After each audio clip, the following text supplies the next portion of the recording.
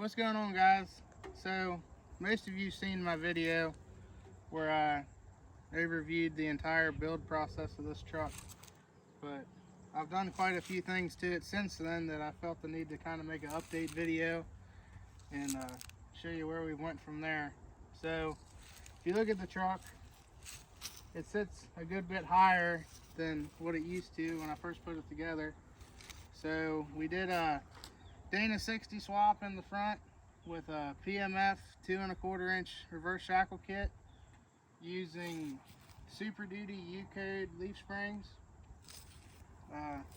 So I posted a video a little while ago and it had F350 4-inch tall rear blocks in it.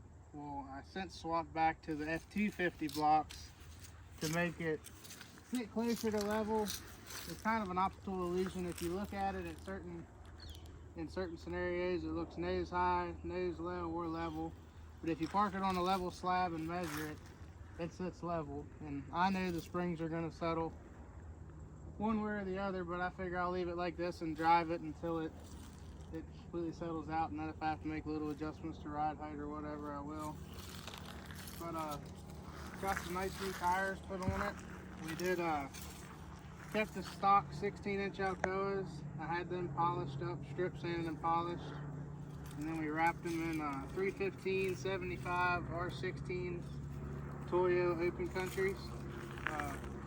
Haven't put many miles on the tires yet, but so far I love them. They're quiet for an MT, and I think they're about the best looking mud tire you can buy.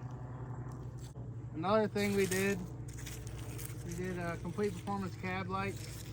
So they're just factory reproduction cab lights. It's got a new OEM harness in it, LED lights.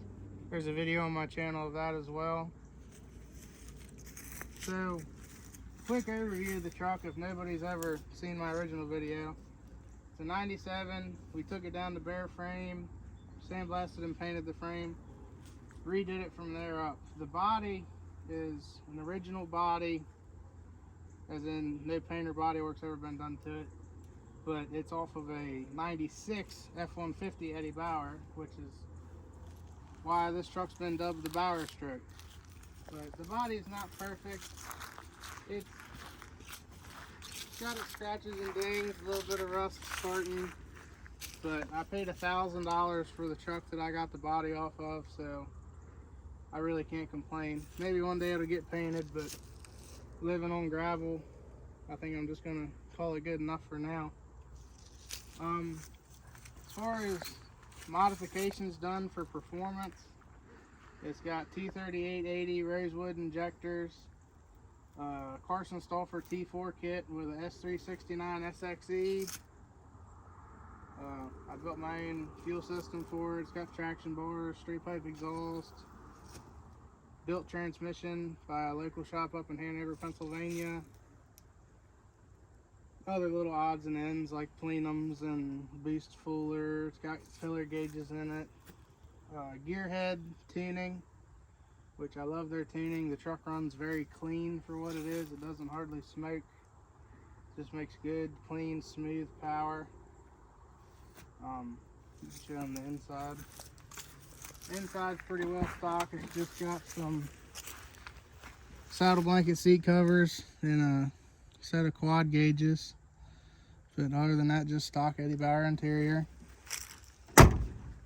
Like I say, it's a very simple truck, but it's put together well, I would say. Most people that ride in it say they've never ridden in a 7.3 that runs as good as this, but I'm definitely happy with how it runs. Trying to think of what else I need to mention. Like I said, we did traction bars. They're just some 2 1/4 or 2.5 inch DOM tubing with 3/4 Heim joints on the end. They make a big difference.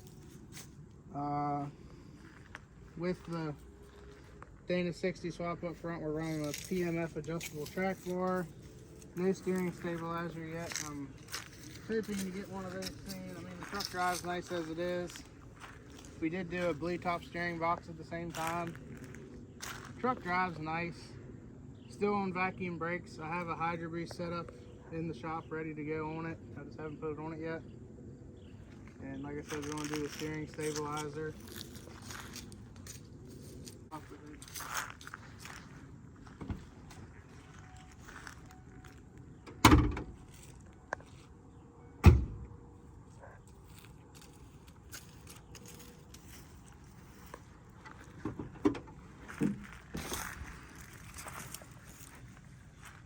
But yeah, it's nothing crazy. I mean, I'm not going to get rid of my air conditioning and heat just to make some horsepower, so that's why it looks so cluttered under there. But pretty much everything's been going through. I mean, it's not a full restore, but it's been put back as good or better than most trucks I see on the road these days. Future plans for the truck. I do want to maybe try my hand at sled pulling next year. So we got to get a hitch. We never put a hitch back on the truck when we redid it. Got to get a hitch. I want to do some suspension stops in the rear maybe.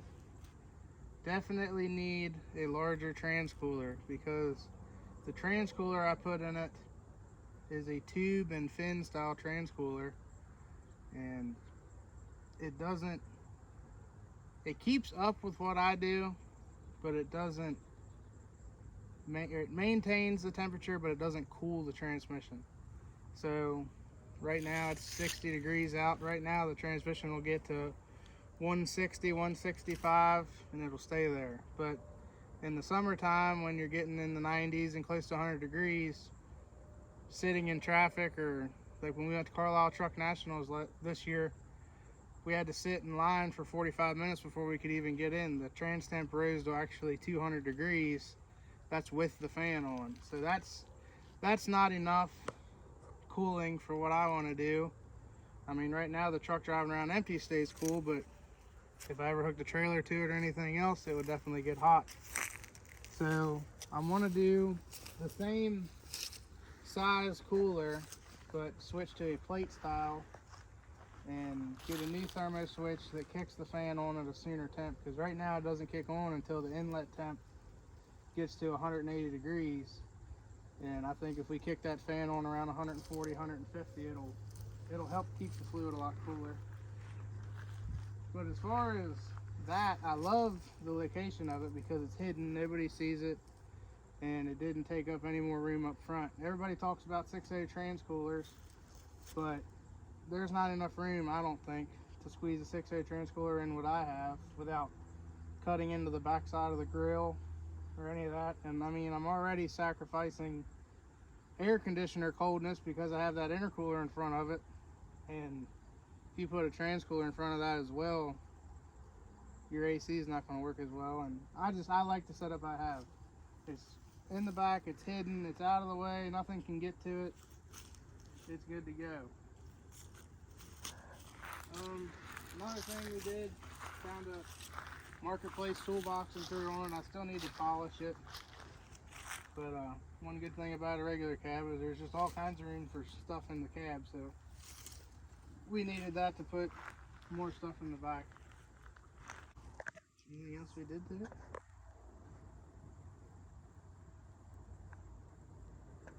I did too. Another thing we did with this truck, when we did swap to the Dana 60 up front, this truck originally had 410 rears in it, and when it still had the TTB up front, it was a 410 truck. And it only took about 3 months of driving on the highway to realize I didn't like the 410s. So ended up buying a 355 rear off a buddy of mine and got a matching center section for the TTB up front.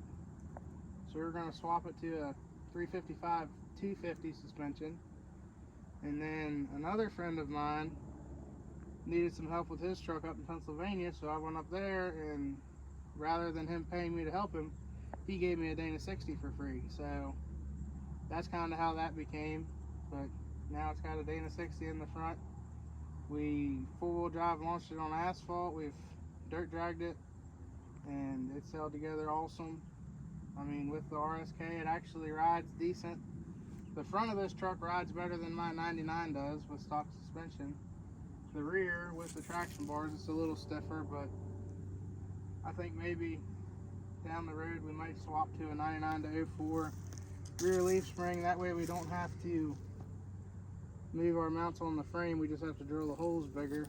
But for right now, it works good, and I'm tired of taking off new parts and putting on more new parts. I'll go ahead and fire it up so you can see what it sounds like.